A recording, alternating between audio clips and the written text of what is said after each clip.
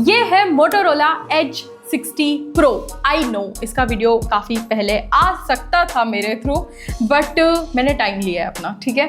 और देखो वो बोलते हैं ना, सब्र का फल मीठा होता है, तो इतना जो आपने इंतज़ार किया, ट्रस्ट मी वो वेट वर्थ इट होगा। बिकॉज आज के इस वीडियो में मैं इस फ़ोन का डिटेल में रिव्यू करने जा रही हूँ। मेरी सिम इसमें डली हुई है, मैंने हर तरीके से इस फ़ोन को यूज़ किया, इसमें गेमिंग करा है, इसमें वीडियोज़ देखे हैं, शूट किया है, सब कुछ करके देखा है, ताकि मैं आपको अच्छे से ये बता पाऊँ कि एग्जैक्टली में ये फ़ोन कैसा परफॉर्म कर रहा है। और रेफरेंस में मैं रखूंगी Realme 14 Pro Plus को, बिकॉज मेरे अकॉर्डिंग ये एक काफ़ी क्लासी स्मार्टफोन है। तो जो फोन अपने आप को ऑलरेडी प्रूव कर चुका है मार्केट में, अगर उसके सामने नए फोन की बात करेंगे तो आई गेस आपको बेटर आइडिया लग पाएगा कि ये एग्जैक्टली में कहाँ पे स्टैंड कर रहा है। तो फिर बिना कोई टाइम वेस्ट किए शुरू करते हैं इस वीडियो को। तो सबसे पहली चीज तो आई बिलीव पिछले 2 लॉन्चेस, मतलब फ्यूजन और स्टाइलिस के लॉन्च से आपको ये तो समझ में आ गया होगा कि इस बार मोटोरोला का मेन और सबसे इंपॉर्टेंट फोकस कहीं ना कहीं AI को और अच्छे से बिल्ड करने पर है। और ये फोन जो है ना, वो पिछले 2 फोन्स के कंपैरिजन में और 2 स्टेप्स अहेड है, आप ये बोल सकते हो, क्योंकि यहाँ पर मोटो AI 2.0 देखने को मिल रहा है। सबसे इंपॉर्टेंट बात, यहाँ पर ना आपको एक डेडिकेटेड AI की देखने को मिलेगी, एंड ये ट्रस्ट में बहुत हेल्पफुल है, क्योंकि इससे आप मल्टीपल AI चैटबॉट्स को यूज ले सकते हो। चैट GPT, जेमिनी, परप्लेक्सिटी हो गया, को पायलट हो गया, आप सब कुछ को यहाँ पर एक्सेस कर सकते हो। इसके अलावा देखो, जैसे मैंने प्रेस एंड होल्ड किया ना, आपको इस तरह की विंडो यहाँ पर देखने को मिलेगी, जिसमें अपडेट मी का फीचर है, जो आपके नोटिफिकेशंस को बेसिकली ये समराइज करके आपको दे देगा यहाँ पर। इसके अलावा रिमेंबर दिस, टेक नोट्स, ये तो चलो हमें पिछली बार 2 फोन में भी देखने को मिले थे, लेकिन अगर आप यहाँ पर मोर एक्शंस पर जाओगे तो इसके अलावा यहाँ पर दे रखा है आपको इमेज स्टूडियो। इसमें ना आपको मल्टीपल ऑप्शंस मिलेंगे, आप ना लिख के कुछ भी इमेज क्रिएट करवा सकते हो, स्टिकर्स बना सकते हो, अवतार आपके फोटो से आप यहाँ पर जनरेट कर सकते हो, स्केच टू इमेज का ऑप्शन मिल जाएगा, स्टाइल सिंक, वो याद है वॉलपेपर आपके आउटफिट के मैचिंग का, वो बनाने का ऑप्शन आपको यहाँ से देखने को मिल जाएगा। एक ना यहाँ पर प्लेलिस्ट स्टूडियो का ऑप्शन दे रखा है, तो ये आपके लिए प्लेलिस्ट वगैरह भी बना के दे देगा। और ना ये आपके नेक्स्ट मूव को भी सजेस्ट करेगा। जैसे आप कोई भी डिस्प्ले में कुछ भी चल रहा है और वहां पर अगर आप इसको प्रेस होल्ड करोगे ना, तो ये आपको बता देगा कि अभी इस मैसेज के बाद अगर आपने कोई इमोजी लिख के दिए तो वो उस तरीके की इमोजी बना देगा। मतलब आपके डिस्प्ले पर जो भी अभी चल रहा है ना, उसके रिगार्डिंग ये नेक्स्ट मूव आपको सजेस्ट कर देगा। इसके अलावा आप यहाँ पर एक्सप्लोर विद परप्लेक्सिटी, मतलब आपको कुछ भी पूछना है, अपना पर्सनल चैटबॉट की तरह इसको यूज लेना, तो वो आप यहाँ पर कर सकते हो। तो काफी कुछ है और बहुत ही अच्छा, मतलब इस फोन में ना हर एक जगह पर आपको AI इंटीग्रेटेड होता हुआ देखने को मिल जाएगा। ये तो मैंने इन जनरल बताया। अभी कैमराज में तो ऑल टुगेदर कहानी अलग है, जिसके बारे में हम कैमराज पर आएंगे तो बात करेंगे। बट इसके अलावा अगर मैं यहाँ पर रेफरेंस अगर Realme का लूँ ना, तो आई डोंट थिंक सो कोई कंपैरिजन मतलब इसमें बनता भी है।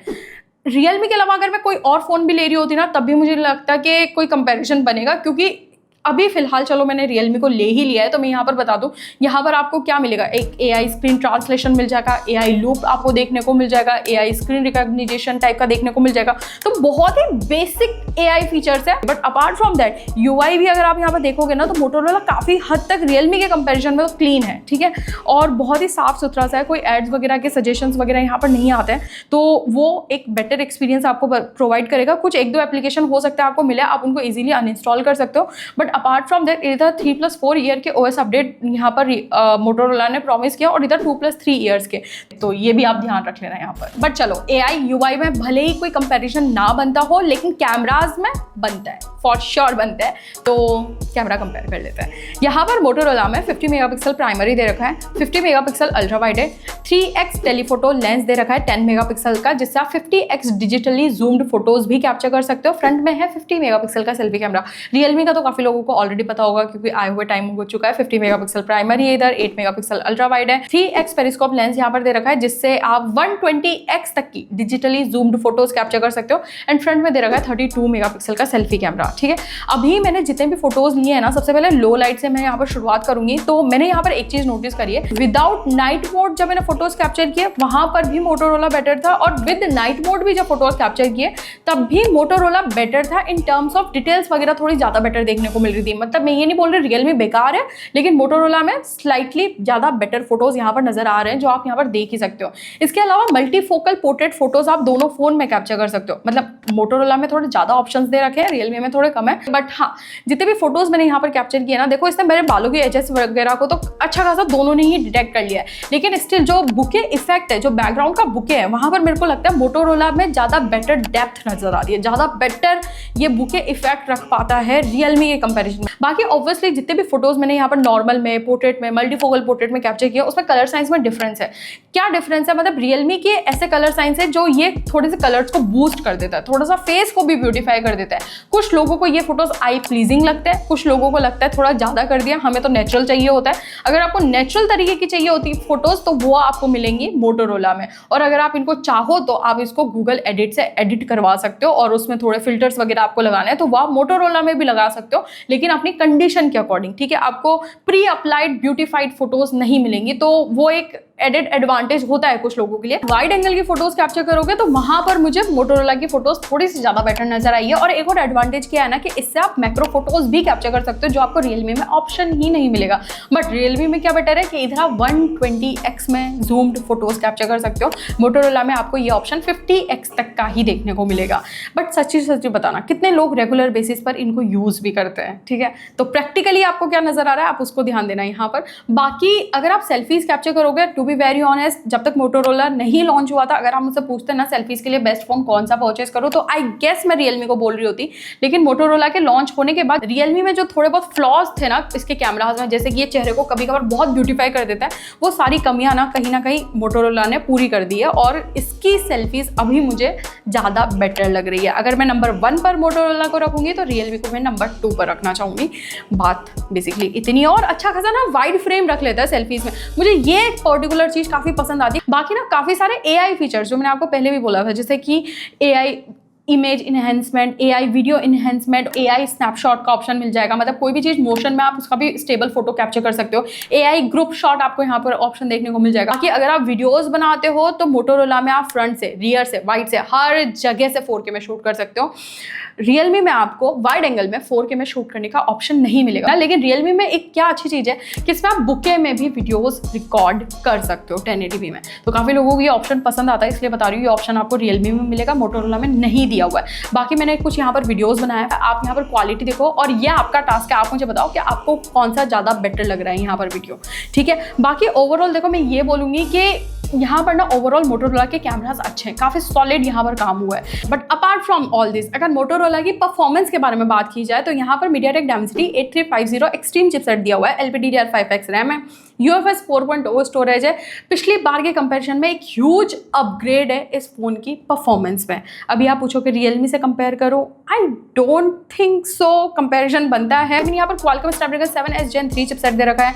एंथुतो स्कोर इसका कुछ 8 लाख करीब है, इसका 1.3 मिलियन प्लस है। इसके Geekbench स्कोर्स काफी ज्यादा बेटर है रियलमी के कंपैरिजन में। तो ऐसा कोई कंपैरिजन यहाँ पर बनता नहीं है, मतलब इसका ये मतलब बिल्कुल भी नहीं है कि रियलमी की परफॉर्मेंस बेकार है, नहीं।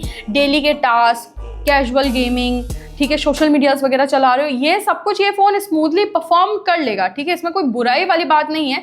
लेकिन मोटोरोला इससे काफी सुपीरियर है यहाँ पर, ठीक है। जब आप ऐप्स ओपन करोगे या फिर इन जनरल आप इस फोन में गेमिंग करोगे, कुछ भी टास्क परफॉर्म करोगे, तो ज्यादा आपको बेटर ऑप्टिमाइज्ड वाली फील यहाँ से मिल जाएगी, ठीक है। इसके अलावा यहाँ पर मोटोरोला के जेस्चर्स, मतलब मोटो जेस्चर्स आपको देखने को मिल जाएंगी। पर्सनलाइजेशन की काफी सारी चीजें यहाँ पर दी हुई है, स्मार्ट कनेक्ट जैसे फीचर्स देखने को मिल जाएंगे। मोटो थिंक शील्ड प्रोटेक्शन यहाँ पर दी हुई है। इधर NFC का सपोर्ट भी दे रखा है, इधर NFC का सपोर्ट भी नहीं है।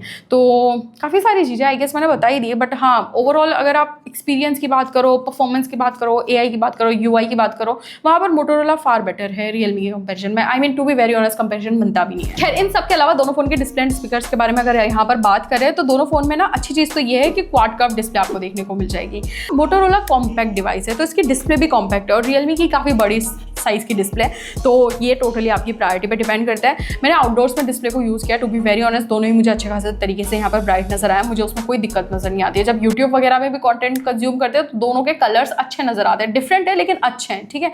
कलर्स वगैरह में भी आपको कोई प्रॉब्लम नजर नहीं आएगी, आप मस्त HDR में कंटेंट कंज्यूम कर सकते हो यूट्यूब में। नेटफ्लिक्स में HDR का सपोर्ट दोनों में ही नहीं दे रखा है यहाँ पर। बाकी एक और चीज़ ये है ना कि यहाँ पर ना मोटोरोला और रियलमी दोनों फ़ोन की डिस्प्ले जो फ्रंट में है वो कॉर्निंग गोरिल्ला ग्लास 7 आई प्रोटेक्टेड है। रियलमी ने एक फ्रंट में प्रोटेक्टिव लेयर लगा के दिया है, बैक साइड के लिए कवर भी दिया है। मोटोरोला के बॉक्स में आपको ऐसा कुछ भी नहीं देखने को मिलता है। और यहाँ पर ना लेकिन मोटोरोला ज़्यादा स्लिम स्मार्टफोन है, ज़्यादा लाइट वेट वाला ये स्मार्टफोन है। ओवरऑल इसकी इन हैंड फील ज़्यादा अच्छी नज़र आती है मुझे, ठीक है। यहाँ पर आपको वाटर टच टेक्नोलॉजी 3.0 देखने को मिल रही है, तो आप वेट हैंड से भी इस फोन को बेसिकली यूज़ कर पाओगे। दूसरा एक और चीज़ बता दूँ, यहाँ पर मिलिट्री स्टैंडर्ड 810S सर्टिफाइड है ये स्मार्टफोन मोटोरोला का।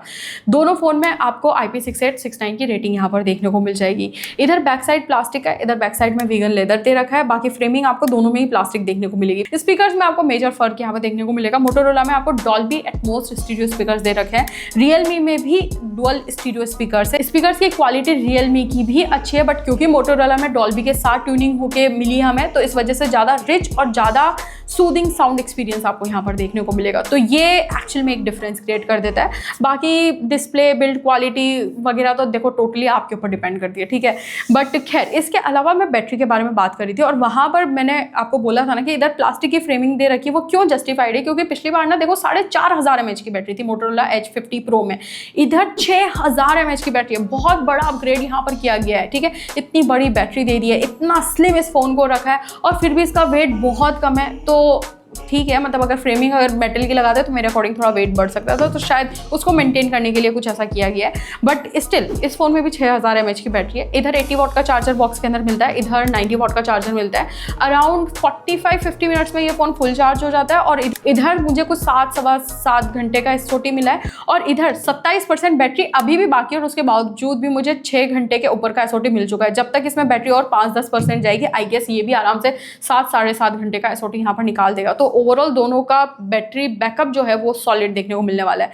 मोटोरोला कहाँ पर बेटर हो जाता है? पहली बात तो इसमें 15 वॉट की wireless charging and reverse wireless charging का भी सपोर्ट आपको देखने को मिलेगा, जो कि रियलमी में नहीं देखने को मिल रहा है। एक और चीज आप ये ध्यान रखना ना कि ये ना 8GB रैम 256GB स्टोरेज के साथ 30,000 की प्राइस में मिलता है। ये 128GB स्टोरेज के साथ 30,000 की प्राइस में मिलता है। 256 लोगे तो 32,000 का खर्चा करना पड़ेगा। हाँ, भले आपको प्राइस रेंज 1000-2000 के डिफरेंस में फोन देखने को मिल रहा है, लेकिन मेरे को लगता है मोटोरोला ने बहुत कुछ प्रोवाइड करने की कोशिश करी है इस प्राइस रेंज में। मतलब परफॉर्मेंस पर भी ध्यान दिया है, कैमरास पर भी ध्यान दिया है, बैटरी भी प्रॉपर दे दी है, डिस्प्ले भी दे दी है, AI भी दे दिया है। मतलब उन्होंने हर तरीके से कंप्लीट पैकेज यहाँ पर बनाने की कोशिश करी है। बट हाँ, ओवरऑल अगर आप मुझसे पूछोगे 30,000 की प्राइस में ये कैसा स्मार्टफोन है, प्रीटी सॉलिड, ठीक है, अच्छा स्मार्टफोन है। हैविंग सेड दैट, रियलमी भी बुरा स्मार्टफोन नहीं है, काफ़ी स्ट्रॉन्ग कंपटीशन इसने दिया है मोटोरोला को। बाकी इस पूरे वीडियो से आपको समझ में आ ही गया होगा यार। अगर ये वीडियो पसंद आया, किसी भी वे में हेल्पफुल लगा है, तो लाइक ज़रूर से करिएगा। बाकी तो ऑब्वियसली हम लोग मिलते हैं हमारे नेक्स्ट वीडियो में।